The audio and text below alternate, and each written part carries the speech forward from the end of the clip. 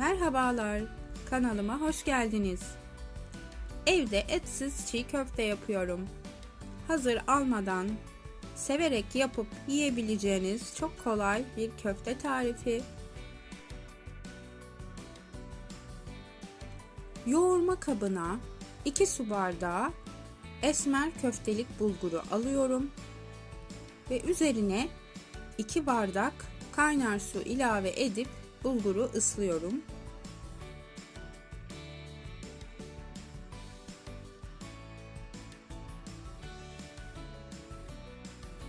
Biraz karıştırıp kenarda bulguru toplayacağım. 10-15 dakika kadar bekledikten sonra yoğurmaya başlayacağım.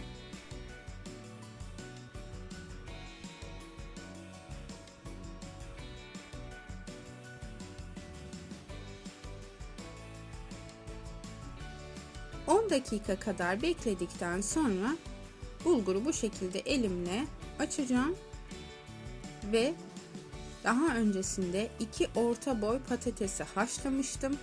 Onu ilave edip yoğurma işlemine başlayacağım. Patatesi bütün olarak haşlayıp kabuklarını soyun. Bu şekilde patates sulanmayacak. Yoğururken de kıvamı çok iyi olacaktır.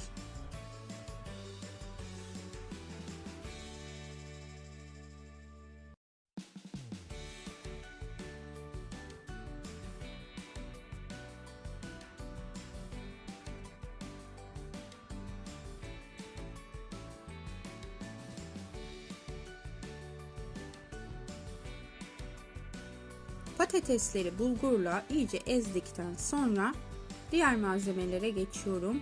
4 yemek kaşığı tepeleme domates salçası ekledikten sonra birer çay kaşığı karabiber, kimyon, pul biber, tarçın ve 1 tatlı kaşığı tuzu ilave ediyorum. Üzerine de 2 yemek kaşığı dolusu isot ekledim. Bunların miktarını siz arttırıp eksiltebilirsiniz. Orta derecede bir acı tat olacaktır. Ve 2 adet de sarımsağı hemen üzerine rendeleyeceğim.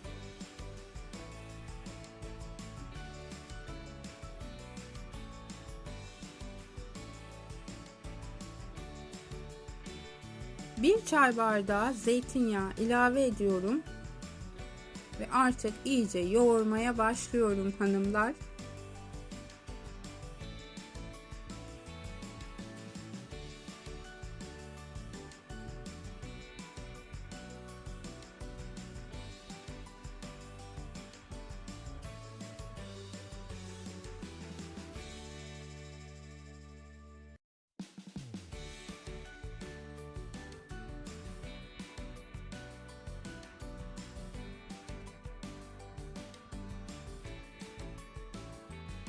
Yoğurma işlemi biraz sürecek. O yüzden size hızlıca göstermek istiyorum. Tamamen toparlayıp macun kıvamını alana kadar yoğuruyoruz.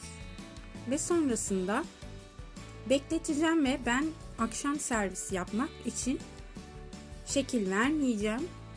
Akşam masaya götürmeden şekil verip sizlere de göstermek istiyorum. Kıvamı gayet güzel oldu. Çok kolay şekil verebiliyoruz ve dağılmıyor.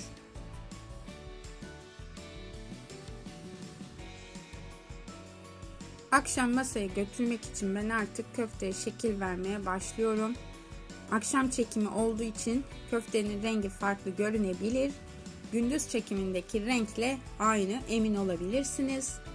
Ben şimdi kıvırcık veya marul üzerine köfteleri dizeceğim. Sizlerin de daha önceden yapıp dolaba kaldırıp sonrasında ikram için hazırlayabileceğiniz kesinlikle köftenin ilk yoğrulduğu anki haliyle olacağını görebileceksiniz. Bir gece önceden de yoğurup dolaba kaldırıp ertesi günü çıkarıp dolaptan şekil vererek misafirlerinize gönül rahatlığıyla ikram edebileceğiniz bir çiğ köfte tarifi oldu hanımlar.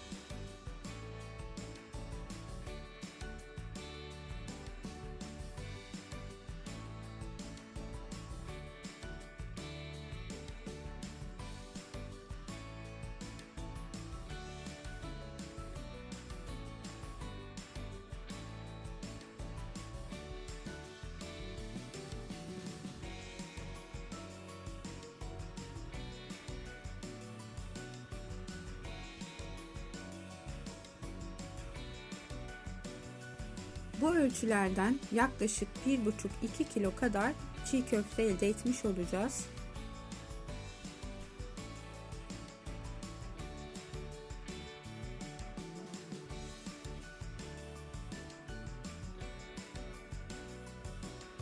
Tabak içine hazırladığım köftelerimi bir kenara aldım. Lavaş içine kıvırcıkla beraber yine çiğ köftemden ekleyerek ikramlık hazırlamak istiyorum. Bu şekilde de tüketebilirsiniz tabii ki.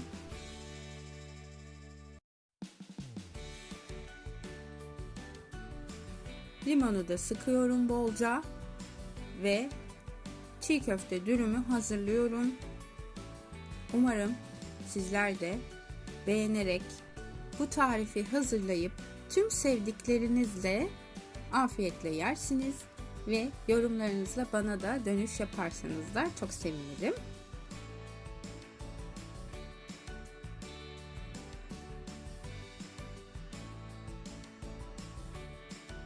Bu şekilde de sunum yaparak size dürüm halini de göstermiş oldum.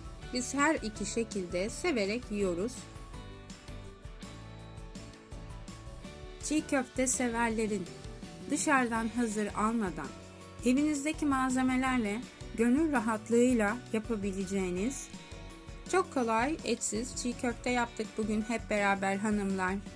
Deneyen herkesin eline emeğine sağlık diyorum. Şimdiden hepinize afiyet olsun. Görüşmek üzere, hoşça kalın.